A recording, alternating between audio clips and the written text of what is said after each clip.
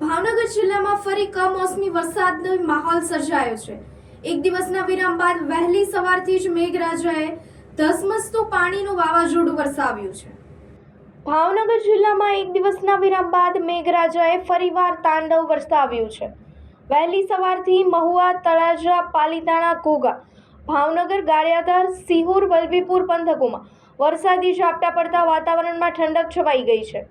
પાલીતાણા શહેર અને આસપાસના ગ્રામ્ય વિસ્તારો મોખડકા, માલપરા, જસપરા, સરોડ, મઢડા, દેદરડા, આદપુર, ખીજડીયા, સેજલિયા, સોનપરી, ડેમ અને ભૂપતિયા સહિતના વિસ્તારોમાં કમોસમી વરસાદ નોંધાયો છે।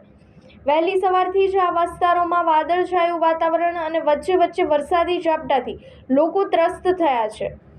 ઘોઘા પંથકમાં પણ કમોસમી વરસાદી માહોલ યથાવત રહ્યો છે। ઉપરવાસમાં પડતા વરસાદને કારણે નદીઓમાં પૂર આવતા ગ્રામ્ય વિસ્તારોમાં વાહન વ્યવહાર ઠપ બન્યો છે।